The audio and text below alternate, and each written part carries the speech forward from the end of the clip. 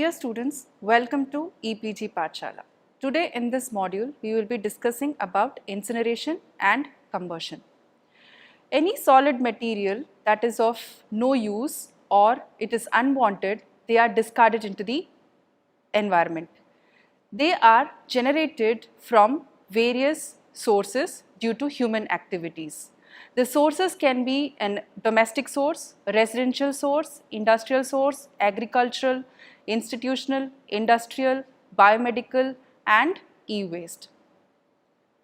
Now these wastes are increasing day by day. The population explosion or the population growth associated with industrialization and urbanization has resulted in a generation of huge amount of waste which is just being discarded into the outside environment. We should do something for managing this waste. As you all know, waste management includes a number of steps, starting from waste collection to segregation to treatment and processing, and finally it is disposed. The waste from different houses are collected and they are brought to a common place called as a transfer station where they are segregated. The segregation can be done either manually or mechanically using various equipments. Then they are processed and treated. Now treatment can be done by a thermal route or a biological conversion route.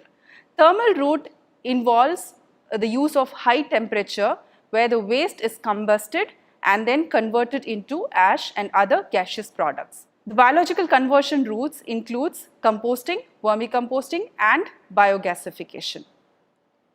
Now today in this module, we will be discussing about a thermal decomposition route where the waste after segregation is subjected to a very high temperature of around 900 to 1100 degrees Celsius and it is combusted in the presence of oxygen. Now this process is termed as incineration, and at the end of incineration, the volume of waste is reduced by 90% by volume and 75% by weight. And the end product, that is ash which is left out after incineration, is safe for containment in a landfill. So the learning objectives of this module include: first, to understand the concept of combustion, then to understand the process of incineration, to study the various incineration technologies, and finally we'll end up by studying the various advantages and disadvantages and applicability of incineration. Finally, we will also estimate the energy generation potential of various wastes. Now, as I told you earlier, waste is an unwanted material that is of no use to the owner and hence is disposed of in an open area. Disposal into the land or water body is just not a solution, but they create a huge problem to the environment, thereby ending up in a lot of environmental and health hazards. The polluter pay principle, which is proposed in the Kyoto Protocol, it is for the environmental protection, and this acts as a force for the industries to treat the waste prior to disposal. Thermal treatment is one option which uses a very high temperature to degrade or destruct the waste. They are designed to thermally degrade the waste and recover energy in the form of heat or electricity. Its main purpose is to reduce the impact of the municipal solid waste on the environment. So as I told you earlier, incineration is a type of combustion where the waste is oxidized in the presence of oxygen and high temperature of around 900 to 1200 degrees Celsius, resulting in the production of carbon dioxide and water and a residue called ash. Though incineration process reduces 90% of waste by volume, it generates a huge amount of gaseous and particulate pollutants. Now let's look into the combustion and then we will study about incineration. Now what is combustion? Combustion is a process by which the material is burnt in the presence of oxygen. It is an exothermic reaction between the substance being burnt and oxygen. Combustion breaks down the organic and inorganic substances into a stable end product, carbon dioxide and water. The reactions occur between carbon and hydrogen and oxygen present in air to form carbon dioxide and water. In addition to carbon dioxide and water, the oxides of sulfur and oxides of nitrogen are also released during this process. Can affect the combustion process and they might result in the release of carbon monoxide, which is a very dangerous gas. As you all know, the carbon monoxide is a very dangerous gas which combines with the hemoglobin of your blood and it reduces the oxygen carrying capacity of blood, which can be fatal. Carbon monoxide is harmful and hence to avoid its formation, you have to flush in sufficient amount of oxygen into the chamber. All combustion furnaces should be provided with good mixing facilities to provide uniform distribution of air throughout the waste material and other gases released during the burning of waste. At the end of combustion process, an incombustible particulate matter called as bottom ash is left in the combustion chamber or the incinerator.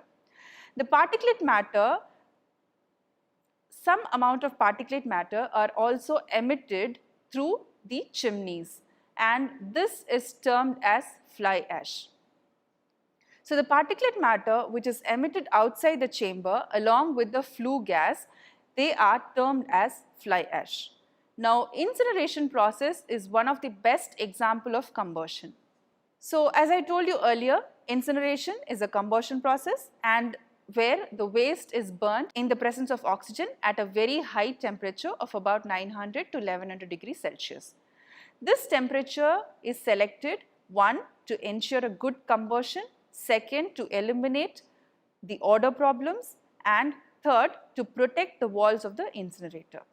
Incineration is termed as a thermal treatment and is considered as a best alternative route for disposal of solid waste. During the process of incineration, the waste material is oxidized to produce ash, flue gas and heat along with water vapor, nitrogen, carbon dioxide and oxygen. In addition to carbon dioxide, other gases like the carbon monoxide, hydrogen chloride, hydrogen fluoride, nitrogen oxides, oxides of sulfur, volatile organic carbon, dioxins, furans, PCBs are also produced depending upon the nature of waste and the availability of oxygen. At the end of incineration, bottom ash remains as the inorganic constituent of combustion. The solid lumps of particulate matter are also carried by flue gas and it is let out, which is called as fly ash. This in general, to avoid the emission of these particulate matter, that is the fly ash emissions, it is essential for particular user to install a air pollution control device such as an electrostatic precipitator to remove these particulate matter so that these particulate matter will not be emitted or released outside into the environment. So to avoid or reduce the air pollution problem, the incinerator can be fitted with an electrostatic precipitators or a baghouse filters to remove the particulate matter in the flue gas. And this adds to the cost of the incineration process. Incineration reduces the volume of waste by 90 to 95% and by mass it reduces by 80 to 85% depending upon the combustion and the degree of recovery of materials. At this high temperature, it also possesses an advantage of killing the pathogens. The pathogens and harmful organisms are killed during incineration and hence used for treating biomedical or clinical waste. Incineration process also removes harmful toxins. In recent times, modern incinerators are also used to recover energy from the heat generated during this combustion process. Now this energy can be used and converted into electricity since this advantage is associated with incinerators. They are categorized under systems where wealth can be recovered from waste. They are also called as waste to energy process. The heat that is generated from these incinerators are converted into electricity using the steam turbines. Now this image shows the incinerator, where if you can see, it's a double walled furnace where the waste is added and it is heated in the presence of oxygen to produce ash and other gaseous products. Now ash, again I told you, it is of two types. One is the bottom ash and the fly ash, and you also have other gaseous pollutants. Now what are the advantages of the incineration process? First, incineration requires less space in landfills. As incineration reduces almost 95% of waste volume, the ash that is left out as residue is taken to landfills for disposal. This reduces its space in the landfill. Second, incineration can be carried out near the point of waste collection. That means at the source of generation itself, you can install an incinerator and you can continue with the process, because they are considered as a compact units. So incinerators are compact units and hence can be set up at the source of waste generation or in transfer stations.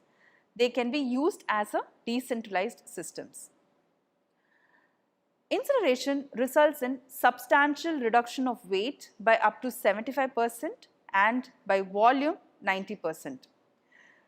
Also, it makes the product sterile. Waste is reduced into biologically sterile ash product. At high temperatures of about 900 to 1100 degrees Celsius, the pathogens are killed and other harmful organisms present in the waste are killed, and hence they are sterilized. The residue, that is the ash which is left out after incineration, is hence termed as biologically stable. The incineration process does not produce methane gas unlike the landfills. As I mentioned earlier, waste, it is also termed as a waste to energy process. The waste incineration can be a source of low cost energy to produce steam for electric power generation, industrial process heating, or hot water for district heating, thereby conserving primary fuel resource. The bottom ash residue is considered as non-injurious and it can be used as a material recovery or as a secondary aggregates in construction. It is the best practical environmental option for many of the hazardous waste like the highly flammable waste, volatile, toxic and infectious waste. Now the disadvantages, first, the main disadvantage of the incineration process is the emissions from these incinerators. The incinerators, or during the process of incineration, a lot of gases are being generated. Now these gases such as the carbon dioxide, monoxide, oxides of sulfur, oxides of nitrogen are commonly emitted during the process of oxidation. Now they are serious air pollutants. Harmful emissions such as the furans and dioxins are also released when you burn the commingled municipal waste. The fly ash also contributes to particulate air pollution. These air pollutants, they endanger human health and also environment, and hence they require air pollution control devices. So when you inhale these particulate matter, it can just deposit in your respiratory system and it can lead to various breathing and respiratory problems. So that is a problem with this particulate matter, and the gases, as you all know, some of the health effects it causes. In addition to that, it also leads to a lot of environmental problems. The second disadvantage is that it involves a high investment, operation and maintenance cost. As incineration involves a very high energy, very high energy, that means around a temperature range of 900 to 1100 degrees Celsius, they are considered as energy intensive process, and hence they consume more amount of electricity for burning the waste. Thus, the cost of operation remains high. Moreover, the incinerators face problems of corrosion due to formation of sulfuric acid and hydrochloric acid during combustion. The emission pipes too get abrated due to the deposition of particulate matter, which becomes hard. These factors increase the cost of maintenance of these incinerators. A high capital investment cost is also involved for constructing these incinerators. An inorganic residue produced by the incineration process further needs the safe and proper disposal. The incineration plants are producers of a lot of heavy metals which are injurious even in minor amounts. Although modern incinerators comply with the existing legislation or laws, there is some public concern that the emitted levels may still have adverse effect on health. Incineration is designed on the basis of certain calorific value of waste. Removal of materials like the paper and plastics for recycling may reduce the overall calorific value and may affect the incinerator performance. Local communities have always opposed the presence of these incinerators in their locality due to the problems associated with the gaseous and the particulate emissions. They also require skilled operators, which will again add to the operation cost. Now, when this incineration process can be applied? Incineration can be applied only if the following criteria are being fulfilled. First, it can be used in places where the waste management is being practiced for a number of years. Second, at least 50,000 metric tons of waste should be available per year. Also, you should take care of the calorific value of waste, because the calorific value of waste is very important to achieve the efficient incineration. The calorific value should be at least between 7 megajoules per kg, and it should not be lower than 6 megajoules per kg. The community where the incinerators are installed should be willing to bear the cost tipping fees and the tax-based subsidies. The recruitment of skilled staff is also required if you have to go for an incinerator as an option. Now, let's look into the various systems which are available for the incineration process. An incinerator is designed in a way to maximize the combustion efficiency of waste and heat output. It should focus on minimizing emissions by balancing the oxygen and time, temperature and turbulence. The 3 T's, that is time, temperature and turbulence, should be maintained throughout the process. On the basis of the capacity, nature of waste to be combusted and the type of system incinerators are classified into the following types. 1. The mass burn incinerator, modular incinerator, fluidized incinerator, starved air incinerator, refuse derived fuel and rotary kiln incinerators. Now, mass burn incineration. Incinerators done on a large scale is termed as mass incineration. It is a simple and a flexible method and is most commonly used for municipal solid waste. Around 2 to 3 or more incinerator units are used in mass burn incineration. The burning or combustion of waste is performed in a single chamber.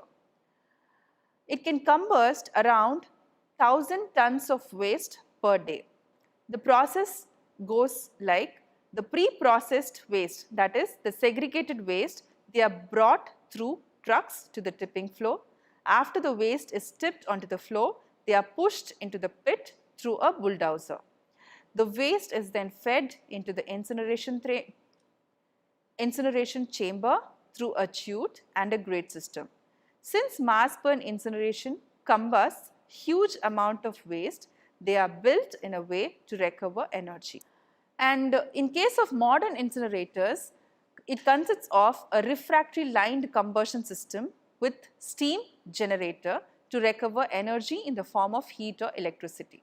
The steam generator is generally double-walled and lined with a refractory material.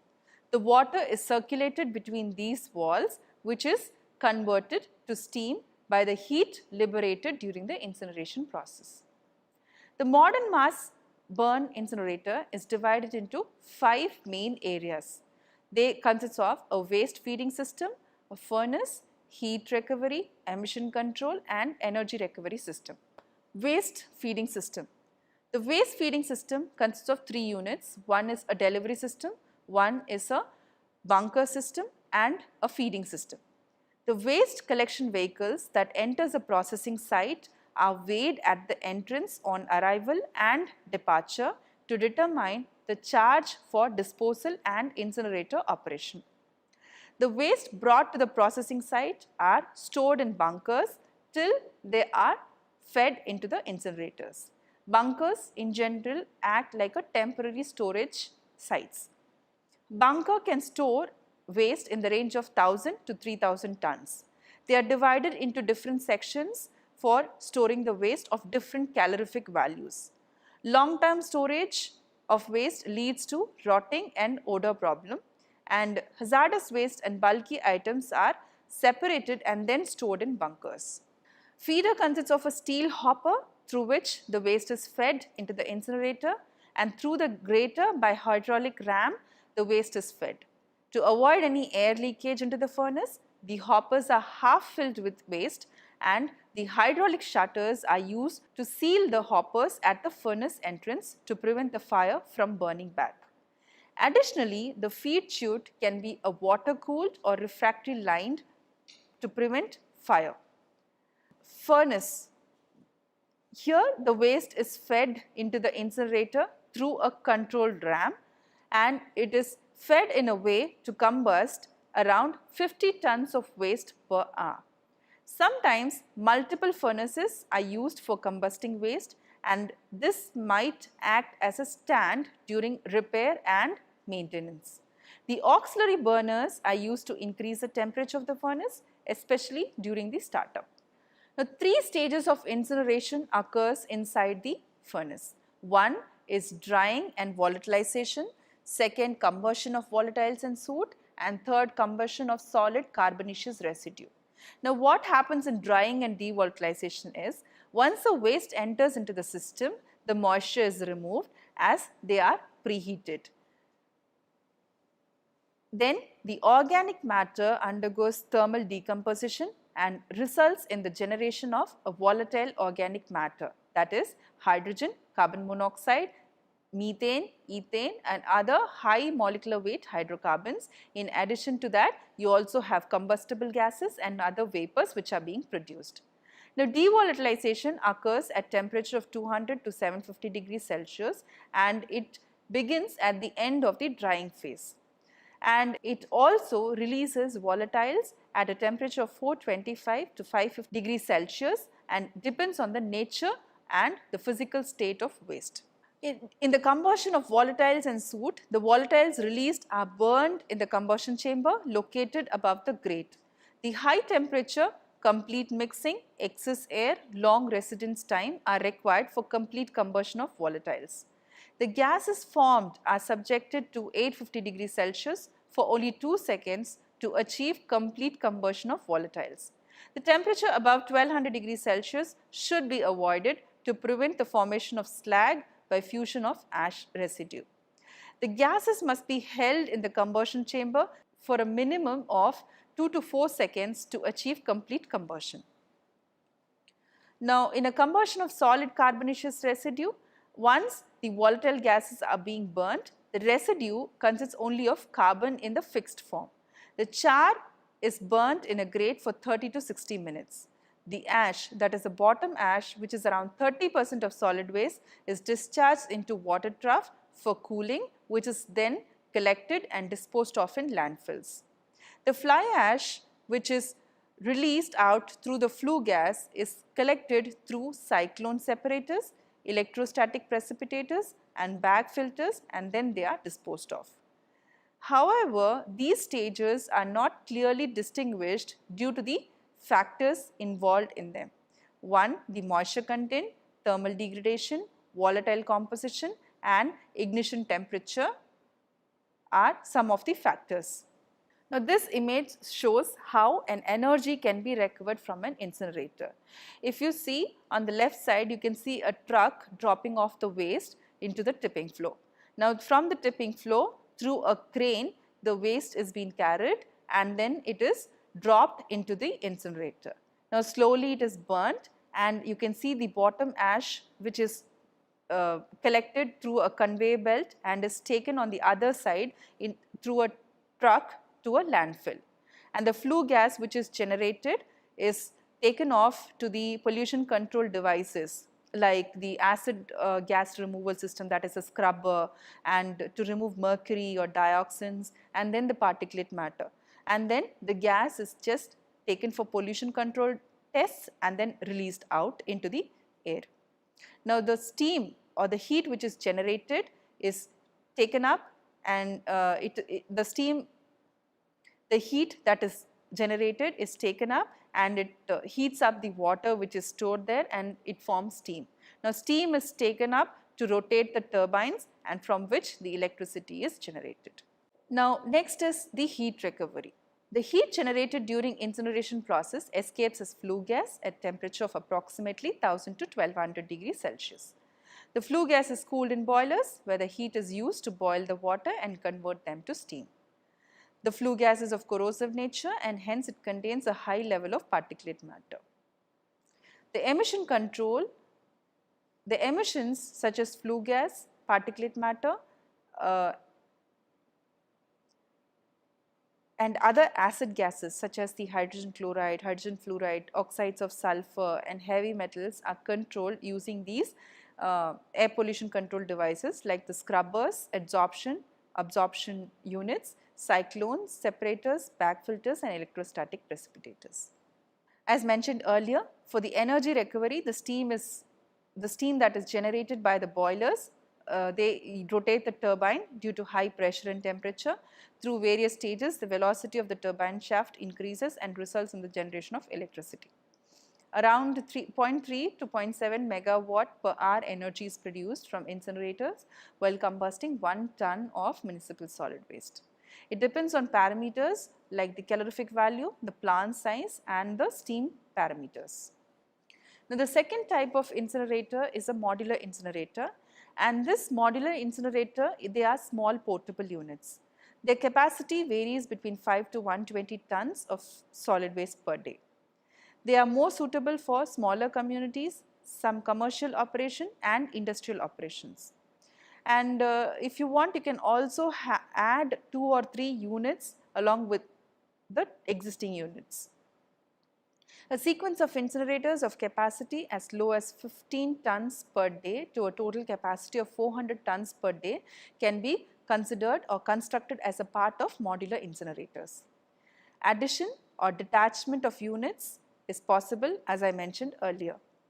Modular incinerators are also prefabricated units and can be constructed within a short period of time. The cost of construction of these modulators are very less when you compare with the mass burn incinerators. A modular incinerator consists of a refractory lined furnace and a waste boiler system. There will be 2 combustion chambers which are used in a modular incinerator, where gas is generated in the first primary chamber is fed after burning to the secondary chamber to achieve complete combustion and minimize the emissions. The majority of modular units produce steam as a sole energy product and they are operated in both batch and continuous mode.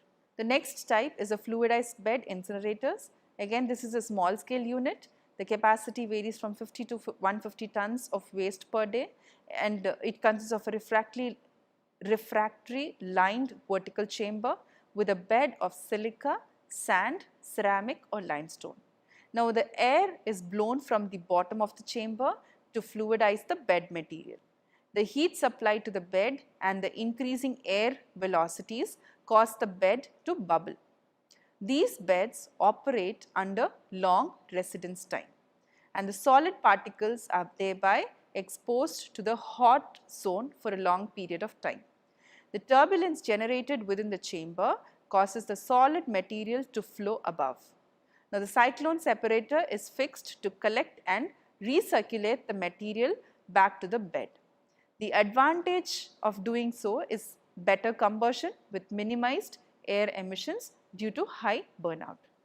To achieve better combustion, the bed material also should be preheated. Also, you can shred the waste and add, which will also increase the combustion efficiency. The dispersion of incoming waste and sufficient residence time are major reasons for complete combustion in a fluidized bed incinerators. Now, there are two types of fluidized bed technologies. One, the bubbling bed, and the other one is circulating or turbulent bed. The airflow pattern, bed material, and the type of waste differentiate the bubbling bed and the circulating bed incinerators. Now, fluidized bed incinerators are more compatible with high recovery recycling systems. Now, some of the advantage and disadvantage of the fluidized bed system include: the advantages are they are relatively low in capital and maintenance costs because of their simple design aspect. They have a very high thermal efficiency of around 90%. They are very flexible, they are consistent, and they have a very high energy conversion efficiency. Also, they produce less ash, resulting in lower emissions. They are suitable for handling both solid as well as liquid waste, both either separately or in combination. They also reduce the toxic substances and other dangerous substances, and they have a multi-fuel input. The disadvantages are it is not so common, nor it is a completely tested technology. It requires pretreatment, and stringent requirement for size, calorific value, and ash content is required. Relatively strict demand to size and composition of waste is essential. The next type is the refuse derived fuel. The refuse derived fuel, or termed as RDF, are referred to solid waste that is mechanically processed so that it can be used as a fuel. Now, RDF are easily stored and transported for use anywhere in the world. It is prepared by two steps. One is the RDF production and RDF incineration. The waste material is segregated, shredded, and then pelletized. How is it done? Is the waste is dropped into the tipping floor, and through the conveyor belt it is carried to a segregation or a sorting site. The waste is carried through conveyor belt on top of which a strong magnet is passed to separate the ferrous metals. After the basic screening, the waste is then made into small pellets by pelletizing units. Now, RDF is incinerated in combustors. Two types of RDF systems are there. One is simplified and the other one is shred and burn systems.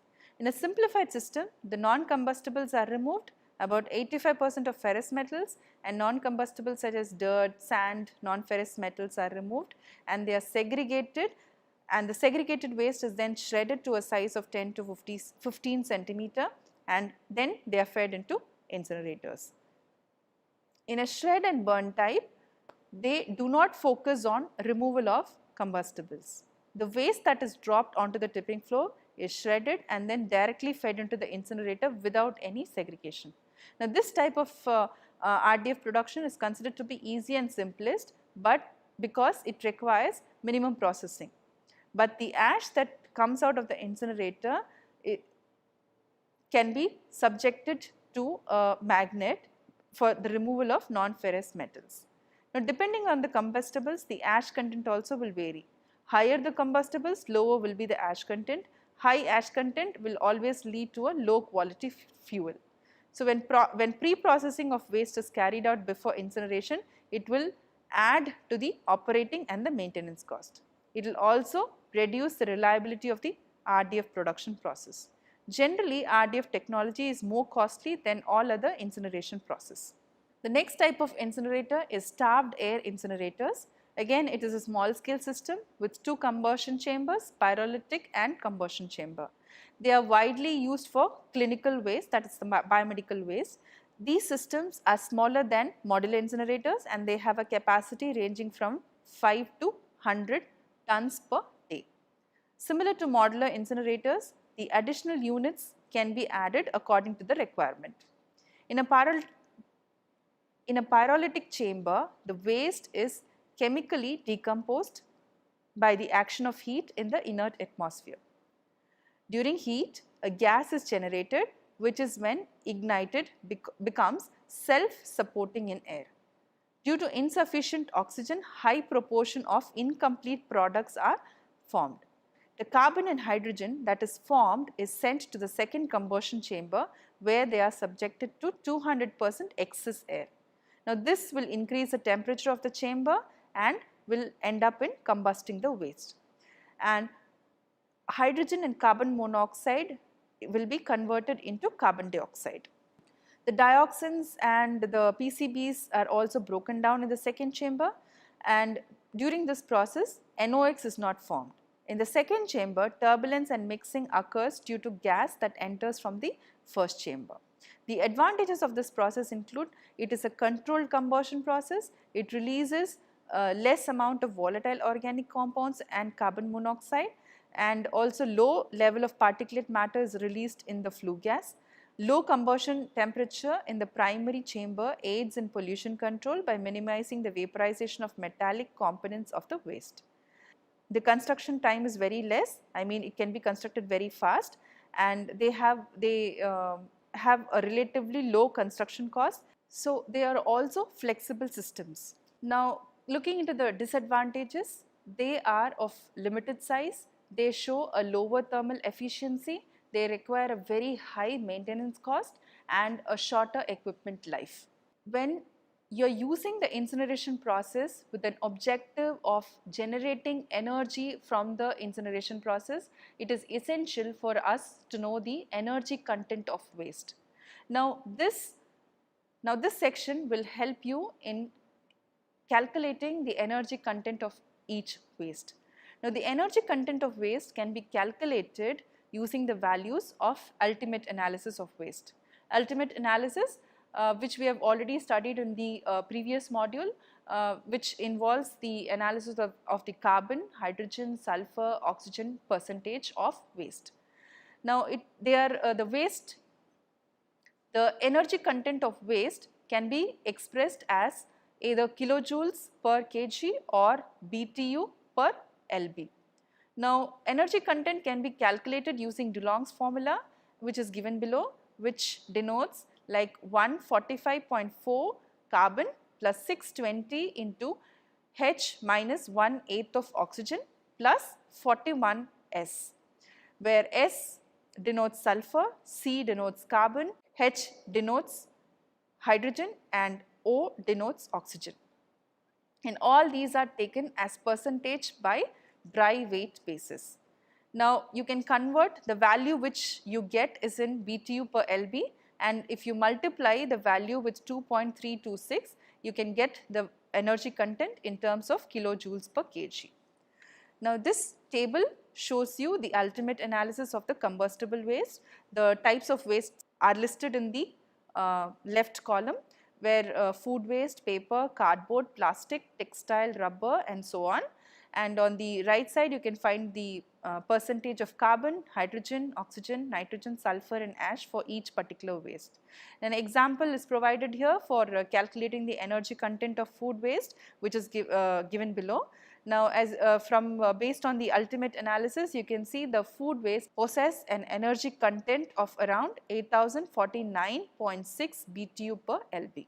To summarize, at the end of this module, we have studied about the combustion, what is a combustion process, how the combustion process occurs in the presence of oxygen, and how high temperature and oxygen can break down or thermally destruct the waste into the gaseous products and a solid residue called as ash.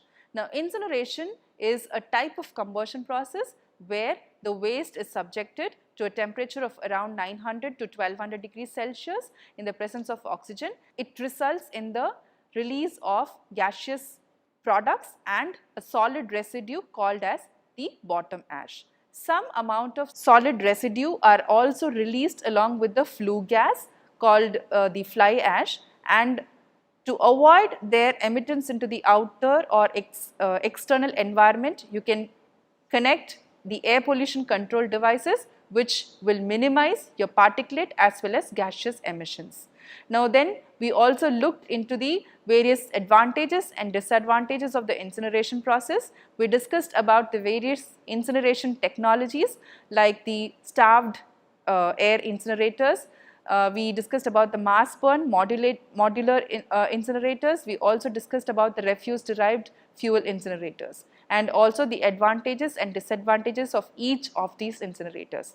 We also studied about the energy content, how to calculate the energy content of a waste from the ultimate analysis of waste. We also listed out the various conditions where the incineration technologies can be used. Thank you.